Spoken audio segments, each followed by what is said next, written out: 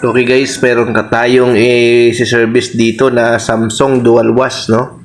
So ang problema nito guys, ayaw magkarga ng tubig, no? Sinubukan natin siya, ilagay sa wash, ayaw niya magkarga ng tubig, no? Pero gumagana ito guys sa spin, no? So kapag ganito guys na ayaw niya magkarga ng tubig, nagbabalance naman yung drum, pero kapag nagkakarga na ng tubig, wala nang lumalabas, wala nang pumapasok, no? So ayan, ayan, no? Ayan. So, testing natin.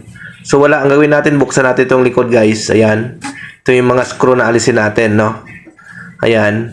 So, ito, guys, tinanggalan natin yung likuran. Nabuksan na natin. So, ito yung mga chichikin natin, guys, oh. Ayan. Itong inlet valve na ito, chichikin natin. Ito kasi yung feeding valve, kung tawagin. Ito yung nagkakarga ng tubig. Ayan. Tingnan natin kung may resistance. Tingnan natin yung tester natin. Ayan, 0, OL, no? So, wala. Ibig sabihin, guys, ayan, no? Wala siyang reading. So, ibig sabihin, guys, sira yung valve na ito. Ayan. So, gagawin natin, guys, papalitan natin to ng bago. Ayan, meron tayong bago dito, guys, no? So, available po, guys, sa amin yung parts na to, no? Kung kailangan nyo ng parts, available ito sa amin, no?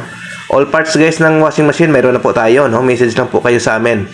Ayan. So, ito, guys, papalitan natin to, no? Itong inlet valve motor niyan, na. Ayan. So, ito na yun. Bago na ito, guys, no?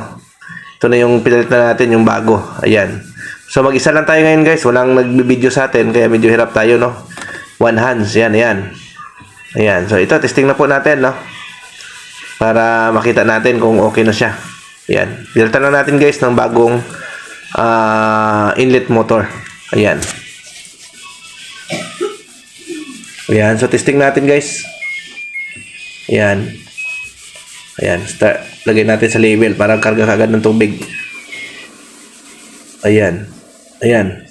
Ayan, kung mapansin nyo guys, kumarga na kaagad, no? So, yun po ang naging problema niya guys. Ayaw niya magkarga ng tubig. Pero gumagana naman siya sa spin at saka sa wash, no? So, ito guys, tip ko lang sa inyo pala guys, no?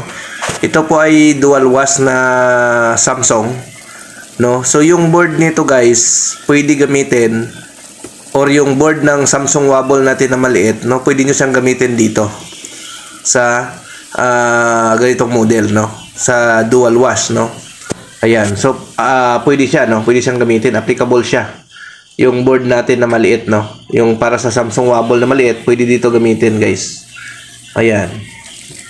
So, ayan. Kung mapansin nyo, guys, no? Okay na siya, no? Yun lang naging problema niya, guys. Yung kanyang inlet motor. Kaya ayaw niya magkarga ng tubig, no?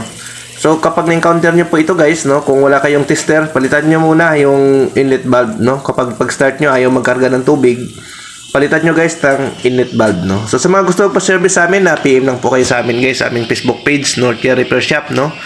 Or sa ating Facebook na Northshire Vlog, no. Sa atin din yon. Nandun po naka-display yung ating mga parts, no, sa Northshire Vlog, no. Sa mga gusto naman magpa-schedule, message kayo sa aming Facebook page na Northshire Repair Shop, no. So ayan. So testing lang natin guys, no, bago natin iwan para sure ball tayo na wala nang problema bago tayo umalis, no. Ayan. So actually guys, yung board nito, pinalitan namin ito last year, no. Ang gamit natin na board dito yung pang wobble na maliit, no. So yan, match na match siya, no. Ayos siya, wala siyang problema. So 1 year na po ito ginamit ng ating customer. So ayan. Okay guys, maraming salamat sa panonood. Bye-bye.